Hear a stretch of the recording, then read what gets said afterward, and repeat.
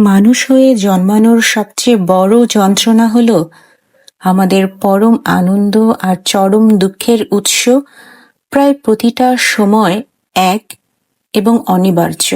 যে প্রিয় মুখ, প্রিয় কণ্ঠ আমাদের বুক ভাঙা পিপাসাগুলোকে দূরে ঠেলে দেয়, সেই স্বর, সেই চোখের আড়ালেই জ্বলতে থাকে বিরহের তীব্র আগুন। বিরহ নামের অগ্নিগিরির সাথে আমার পরিচয় অতি অল্প বয়সে, যখন এমনকি 15 পার হয় নাই। বলতে গেলে প্রেম আদতে কি তা আমাকে বুঝতে হয়েছে বিরহের আজব শাস্তিভোগের পর। সেই মন ঘায়েল করা দিনগুলোতে নিজেকে প্রায় উদবায়ী মনে হতো, যেন কেবল বরফ হয়ে বাঁচতে হবে, গলতে পারবো না কোনো রোদে উত্তাপে। আর ঝড় হলে তৎক্ষণাৎ মৃত্যু। সারাক্ষণ ভয়ে ভয়ে থাকতাম, এই বোধহয় পদ্মা থেকে বাতাস উঠে আসলো, আমার কর্পূর মন উড়িয়ে নিয়ে দমকা হাওয়া এখনই কোনো এক অদেখা সমুদ্রে ফেলে আসবে। কিন্তু আমাকে গলতে হয়েছিল মোমের চেয়েও দ্রুত। নিজেকে অবাক করে দিয়ে আমার মনের সুগন্ধ শরীর গলে ঝরে পড়েছিল বৃষ্টির শেষের জল হয়ে শহরের অলিতে গলিতে। রাজশাহী শহরে তখনও বাড়িতে বাড়িতে মাটির চুলায় রান্না চলে। বিকেলগুলো ঝাপসা হয়ে যায় মশলা গন্ধি ধোঁয়ায়। আজকেও আমাদের হোস্টেলের দক্ষিণ আকাশ ঢেকে গেছে। উত্তর দিকের ছবি যদিও কিছুটা পরিষ্কার, বেশিক্ষণ থাকবে বলে মনে হচ্ছে না।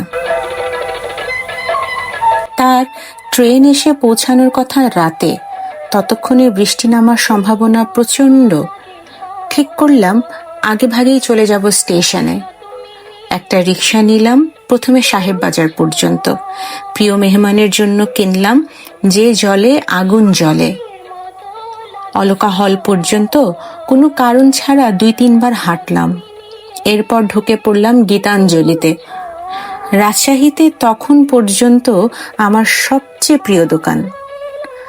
লম্বা ঘরের দুই পাশে হাজার হাজার ক্যাসেট, সিডি। মাঝখানে নকশা কাটা কাঠের টেবিলে সাজানো থাকে আরও অন্তত কয়েকশো অ্যালবাম। ঢুকতেই চোখ গিয়ে পড়ল সোজা পুলিশের ইউনিফর্মের উপর। 2 জন শটান দাঁড়িয়ে আছে একেবারে পূবের দেয়াল ঘেঁষে। তৃতীয় ব্যক্তি বড় কোনো অফিসার হবে নিশ্চয়ই। হাতে একটা সিডি, আরো কয়েকটা বক্স খোলা কাভার সামনে পড়ে আছে। তার গম্ভীর কণ্ঠস্বর শুনে হঠাৎ করে আমার বুক কেঁপে উঠল। আমি যতদূর জানি নগর পুলিশের সবচেয়ে ক্ষমতাধর ব্যক্তি তিনি। ঘাড় ঘুরালে হয়তো আমাকেও চিনে ফেলবেন। না চিনলেই ভালো। সে ভয় জাগা নিয়ে রাতের স্মৃতি আমি আর মনে করতে চাই না।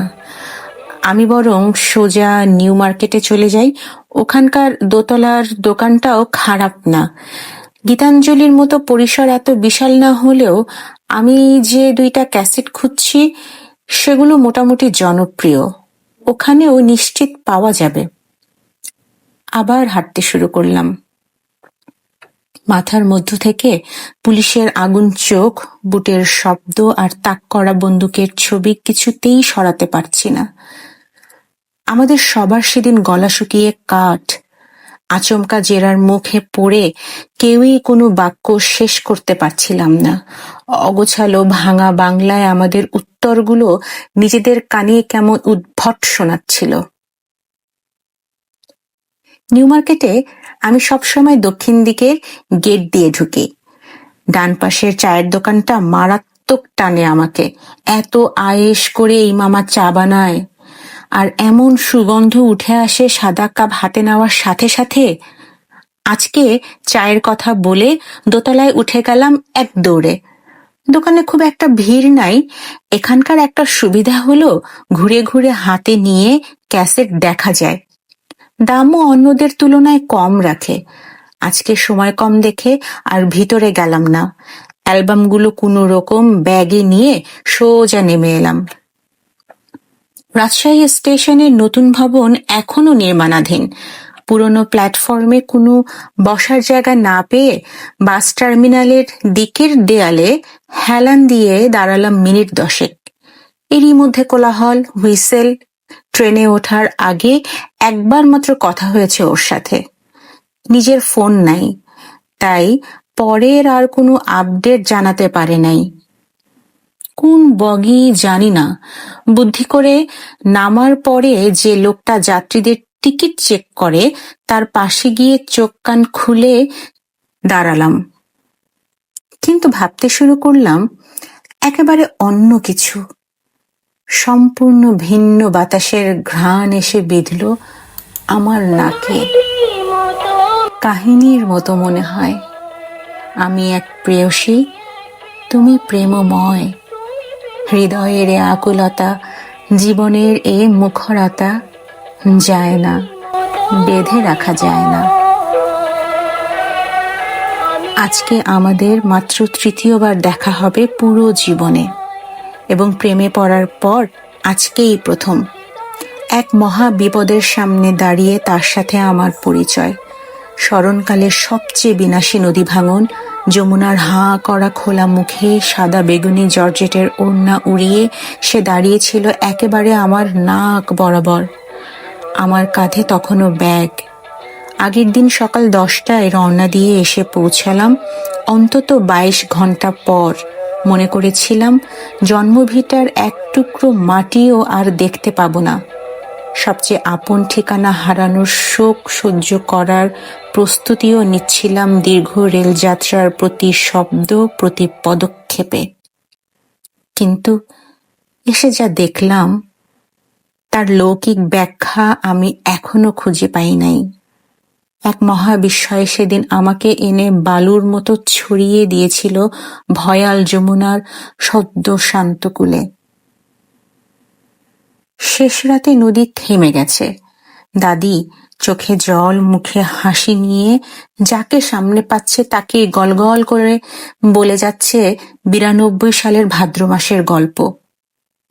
সেই গল্পের মূল চরিত্র অবশ্যই যমুনা, কিন্তু দাদি বারবার আটকে যাচ্ছে তৎকালীন প্রধানমন্ত্রীর শাড়ি, চুল, রূপে। এবার যদিও কোনো প্রেসিডেন্ট প্রধানমন্ত্রী আসে নাই, এমনকি ভাঙন আটকানোর কোনো সরকারি চেষ্টাও ছিল না মনে রাখার মতো। রহস্যময় যমুনা তারপরও ঠিকই সমান কায়দায় থেমে গেল। সারা গ্রাম, ঘর থেকে ঘরে আনন্দ ছড়াচ্ছে দ্রুত। আবার মিহি একটা ভয়ের রেশও রয়ে গেছে। বাবার গলা প্রত্যেক বাক্যে কয়েকবার করে আটকে যাচ্ছে। মা টানা বসে আছে জায়নামাজে। ফজরের পর শুনলাম আর ওঠেন নাই। কেটে কাঠ করে ফেলা হয়েছে গ্রামের সবচেয়ে প্রাচীন নিম গাছটাকে। পুকুরের ঢালে ছড়িয়ে আছে তাজা পাতা, ভাঙা ডাল। গোরস্থানের দিকে তাকিয়ে আরো উদাস হয়ে যেতে বাধ্য হলাম। পাকা কবর টিকে আছে কেবল একটা, সত্যি বলতে অর্ধেকেরও কম। গ্রামটাও বেঁচে আছে অর্ধেক হয়ে। আমাদের বাড়ি থেকে নিচু মাটির রাস্তাটা, ওটা ধরে সোজা পুরনো বাঁধ পর্যন্ত যাওয়া যেত। একটা পরিত্যক্ত ডোবার মতো ছিল। তার উপর বিশাল ডালপালা মেলে প্রাচীন একটা গাব গাছ দাঁড়িয়ে। আশেপাশে কোথাও এর চেয়ে বড় গাছ ছিল না।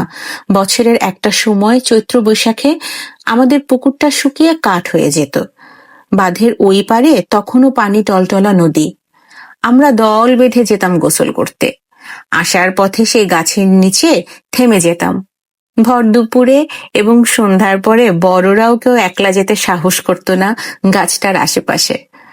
আমাদের মনেও ছিল ভূতের ভয়। ভীত কোমল হাতে আমরা ফুল কুড়াতাম। এত এত ফুল পড়ে থাকতো যে মাটি দেখা যেত না, কিন্তু একটাও ফল আসে নাই কখনো। সবাই বলতো এই গাছে একটা মেয়ে ভূতের বাস, আর গাছটা বন্ধা পুরুষ। আশ্চর্য নাটকীয়তায় থেমে যাওয়া ভাঙনের মুখে দাঁড়িয়ে আমি নাই হয়ে যাওয়া বাকি গ্রামের ছবি ঝালিয়ে নিচ্ছিলাম। সেই টানা রঙিন ছবির একটা টুকরাও আমি ভুলে যেতে চাই না।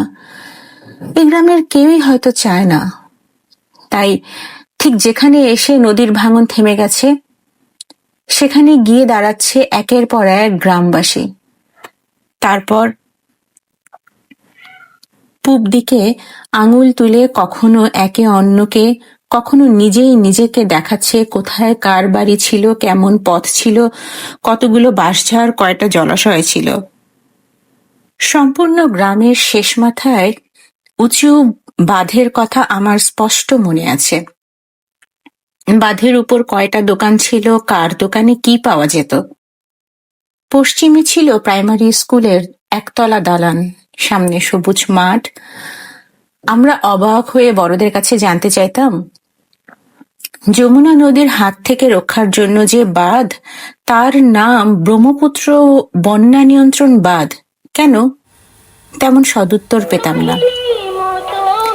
সেই সকালে সবার আগে দেখলাম তার ঘন খোলা চুল, নরম রোদের সাথে তাল মিলিয়ে উঠছে বেগুনি রঙের ওড়না, রিমলেস চশমা।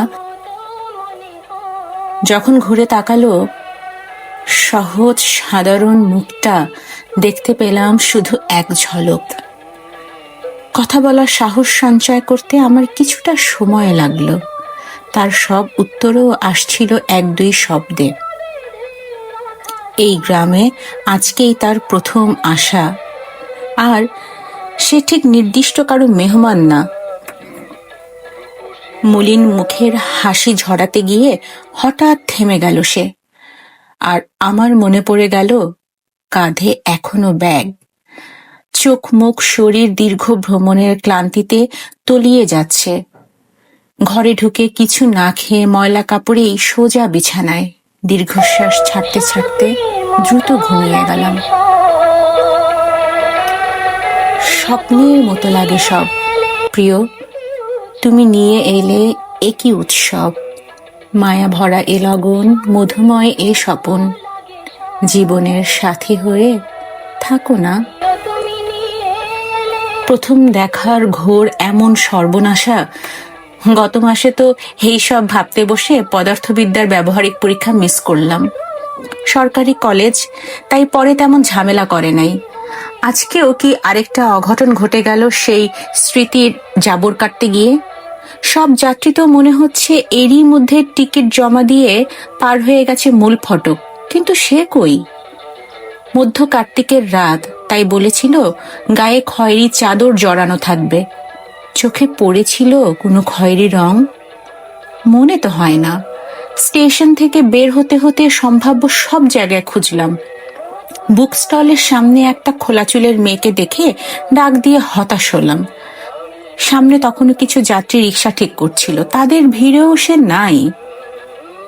অপেক্ষার অসহ্য অনুভূতি সরিয়ে মগজে জমতে শুরু করলো প্রচন্ড ভয়। একলা কোথাও হারিয়ে গেল না তো? ট্রেনে বা স্টেশনে কোনো বিপদ, কোনো ক্ষতি? দেখা করতে আসার কথা আমাদের দুইজনের বাইরে জানে কেবল আমার খালাতো বোন, ইউনিভার্সিটিতে আইনে পড়ে। বিনোদপুরে সেই বোনের মেসেই ওকে রেখে আসার কথা ছিল আজকে রাতে। ফেরার সময় রিকশায় বসে এত কাঁপছিলাম। 11টার পর থেকে ঠান্ডা বাতাস বইছে। আমার জলপাই জ্যাকেটের বুক খোলা। তুলনাহীন উদ্বেগ আর নতুন প্রেম হারিয়ে ফেলার আশঙ্কার মধ্যেই আবার সেই পুলিশি রাত মনে পড়ে গেল, এবং দোষটা শতভাগ আমার ছিল।